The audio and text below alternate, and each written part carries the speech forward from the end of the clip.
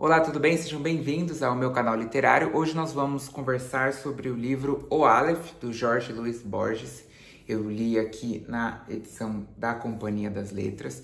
Borges é um escritor argentino e, se eu não me engano, esse livro aqui é de 1949, né? E aqui nós temos uma coletânea de contos, né, do autor. Não lembro exatamente quantos, dá 1, 2, 3, 4, 5, 6, 7, 8, 9, 10, 11, 12, 13, 14, 15, 16, 17.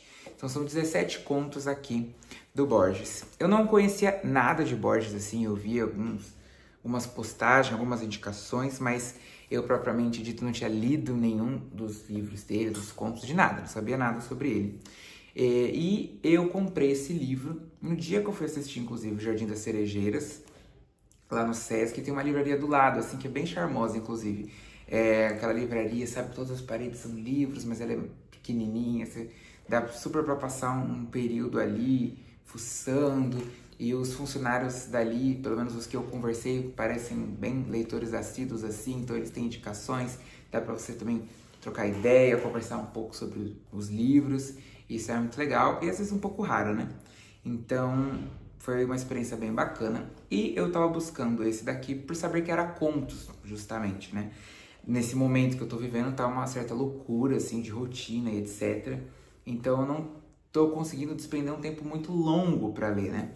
E aí eu acabei, agora no momento eu tô escolhendo livros curtinhos, assim, para ler mais ou menos no tempo do trajeto, indo e voltando dos ensaios, sabe? E esse aqui foi perfeito para esse momento, porque são contos bem curtinhos e objetivos.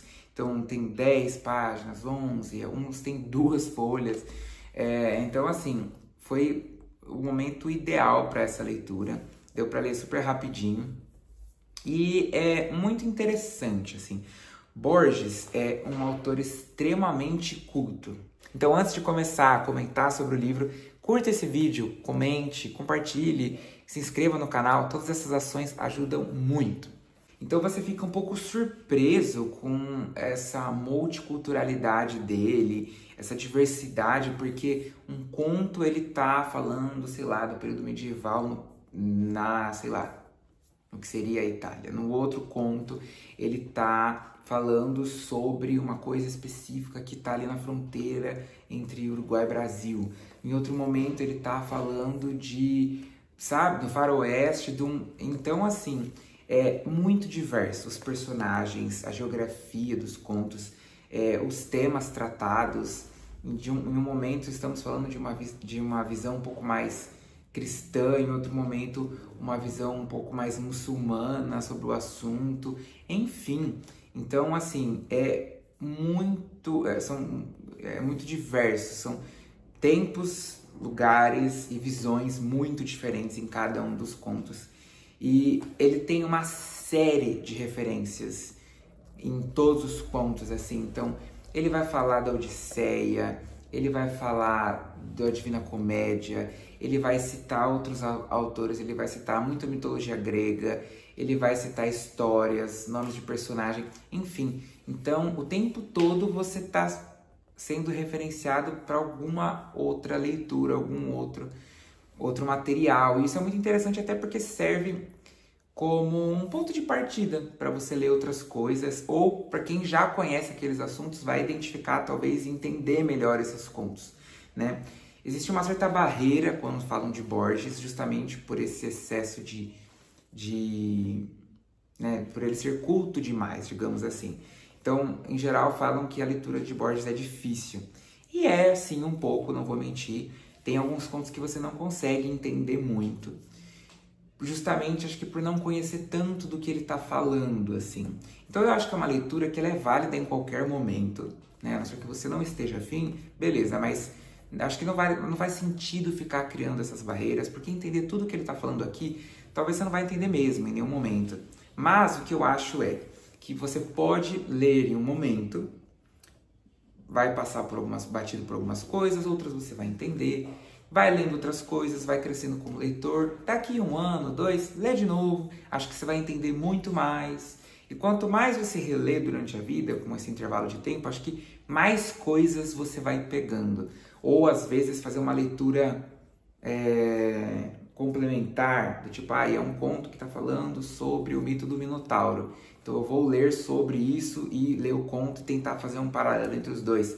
Talvez, né, essa leitura um pouco mais estudada, talvez funcione também. Mas não era meu objetivo no momento, então eu li de cabo a rabo, peguei o que foi possível no momento e, né, deixo assim na minha mente para reler em algum mais para frente, né, com um pouco mais de repertório literário. Acho que quanto mais repertório literário você tiver, mais grandioso fica a obra, mais compreensível também, né?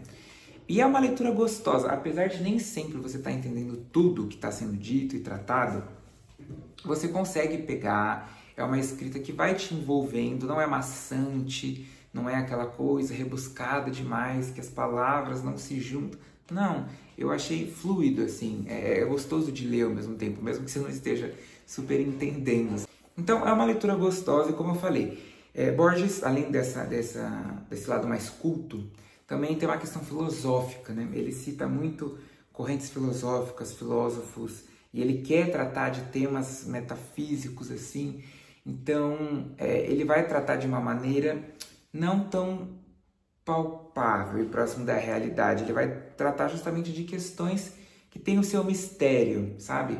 Então, o tempo, a morte, né? Então, ele não tem o objetivo de explicar essas coisas e deixar a coisa, né, meio cravada assim.